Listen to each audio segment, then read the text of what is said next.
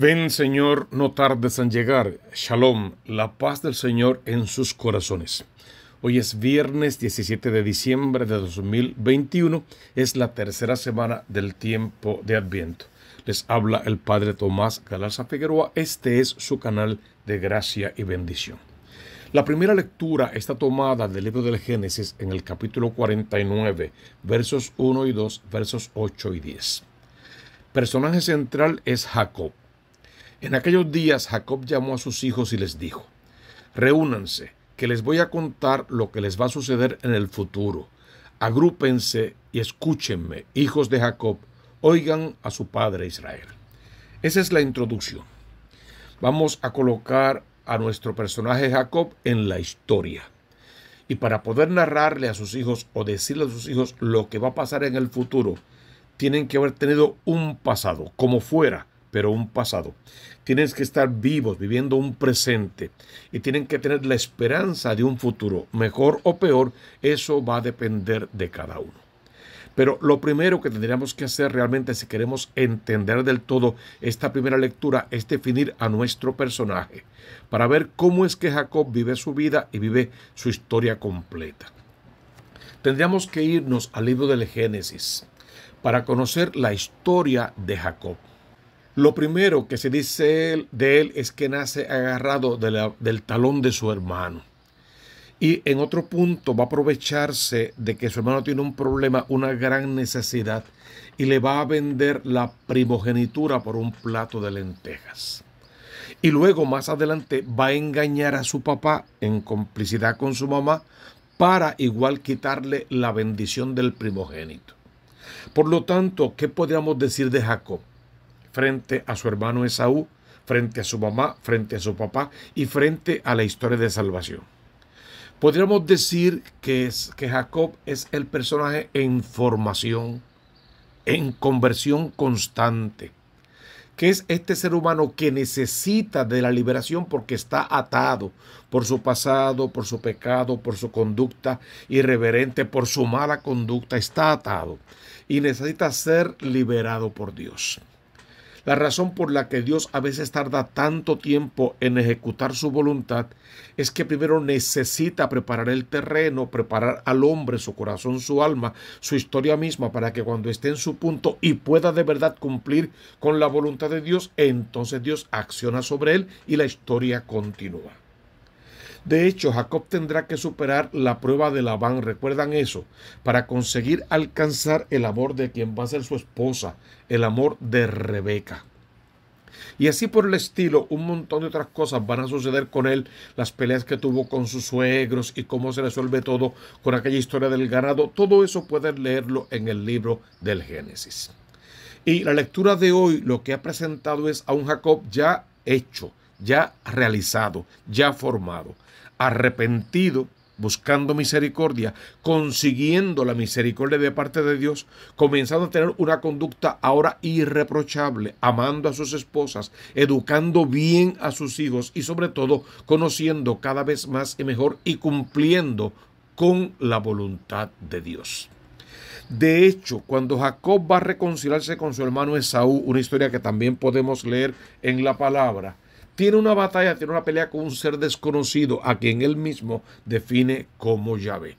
Y conocemos esa historia muy bien, y una vez este hombre está arrepentido, realmente arrepentido, después de pelearse con Dios mismo y buscar de Dios esa misericordia, no te suelto hasta que me bendigas, definitivamente ya es merecedor del amor de Dios, y ya el amor de Dios puede tener sus efectos en toda su familia, especialmente en sus hijos.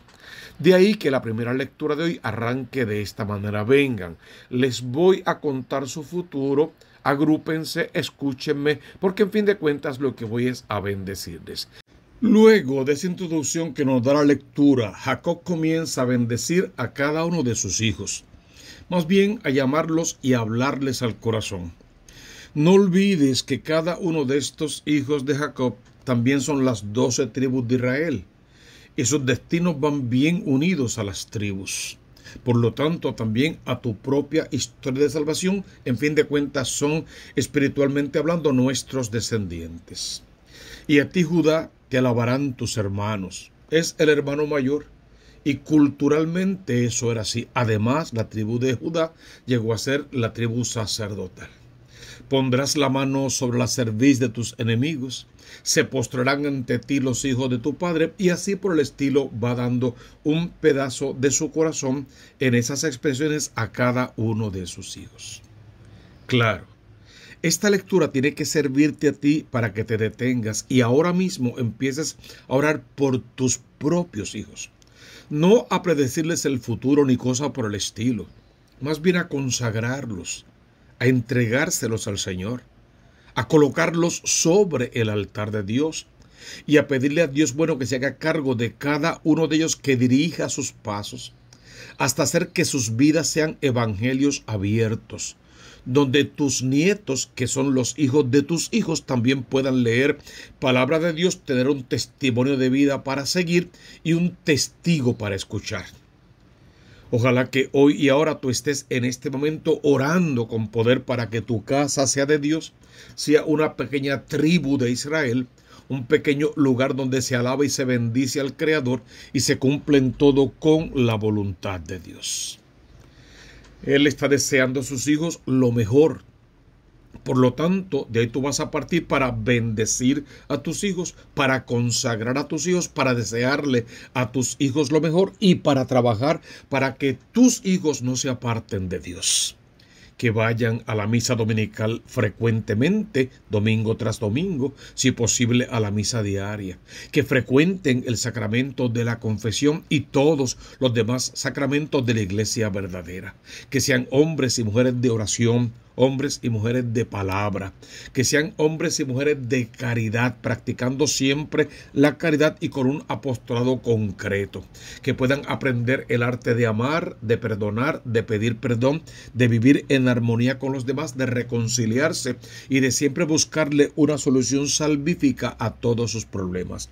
Que eduquen a tus nietos para Dios y al educarlos para Dios cumplan también en ellos con la vida sacramental y que no permitan jamás ni de ninguna manera que sus hijos vivan fuera de lo que es el alcance de la mano poderosa de Dios, que no busquen ni sirvan a dioses falsos, que sean fieles a su bautismo y a la palabra empeñada y que nos ayuden todos a hacer de este mundo un mundo mejor en el que valga la pena vivir. A esta primera lectura responde el Salmo 71. En sus días florezca la justicia y la paz abunde eternamente. Veamos los versos. Dios mío, confía tu juicio al Rey, tu justicia al Rey de Reyes, para que rija tu pueblo con justicia, a tus humildes con rectitud. Que los montes traigan paz y los collados justicia. Defienda a los humildes del pueblo, socorra a los hijos del pobre. En sus días florezca la justicia y la paz hasta que falte la luna. Domine de mar a mar, del gran río al confín de la tierra. Que su nombre sea eterno y su fama dure como el sol. Él sea la bendición de todos los pueblos y lo proclamen dichoso todas las razas de la tierra. Es un salmo para ser leído y convertido en oración, para alabanza del gran Rey y para suplicarle al Señor que no se olvide de nosotros. El evangelio que tenemos hoy es la genealogía de Jesús, según San Mateo en el capítulo 1, versos 1 al 17. Y qué bueno que este evangelio aparece aquí en la tercera semana del tiempo de Adviento, porque es la historicidad de la persona del Cristo. No es un invento, no es una ilusión, no es una quimera, es una realidad. El Cristo irrumpe en la historia del género humano. Nace como hombre entre los hombres, de un vientre de mujer. Este Cristo de la gloria tiene una genealogía, una historia patente. De todos estos nombres que aparecen aquí, muchos nos son desconocidos, y está bien. Otros son nombres de reyes o de gente muy importante. Entre ellos básicamente hay 4 mujeres, aunque alguna de reputación dudosa. Todas estas personas que están ahí tienen un pasado, una historia, y en su inmensa mayoría una historia de pecado, una historia de hombres que realmente vivieron de espaldas a Dios, que hicieron todo lo malo que te puedas imaginar. pero que tuvieron en su momento algo de conversión o mucha conversión, que les llegó el tiempo en que se arrepintieron de verdad y al arrepentirse pidieron perdón, cambiaron su conducta, encajaron de nuevo dentro del plan de Dios y le dieron continuidad al plan de salvación. Entonces, qué bueno que ahí aparece la persona de Jesús en medio de la historia de la humanidad, siendo parte de esa historia, porque Él justamente vino a hacerse hombre como nosotros, para, siendo igual a nosotros en todo, menos en el pecado, desde nuestra humanidad salvarnos del pecado y de la muerte y prometernos vida eterna. Va mencionando personaje tras personaje y cada uno con una historia propia, hemos dicho ya. Hasta que al final garantiza que son 14, 14 y 14 las generaciones. Y eso también es bueno porque es en múltiplos de 7, perfección, plenitud, todo lo bueno que tiene que pasar. Pero al final del texto va a decir que Matán engendró a Jacob y Jacob engendró a José. José es el esposo de María, de la cual nació Jesús llamado el Cristo. Todos estos antes de Jacob son descendientes de David, por lo tanto Jacob es descendiente de David y José es descendiente de David. Este Jacob que aparece aquí no es el Jacob de la primera lectura de hoy. De esa forma y viéndolo de esa manera, María entonces, José entonces, David entonces tienen un papel protagónico dentro del plan de salvación de Dios. David porque se le prometió que en su trono siempre habría un descendiente suyo, espectacular. José porque siendo solamente el padre adoptivo de Jesús, no siendo su padre biológico, una vez avisado en sueños por el ángel, acató la voluntad de Dios, entendiendo o sin entender, solo Dios sabe, pero acató la voluntad de Dios, tomó a María por esposa y educó a Jesús como su hijo, cumpliendo en todo con la voluntad de Dios, aún en los momentos más difíciles de su vida, incluso escapando a Egipto para poder salvar su vida y salvar la vida de su familia.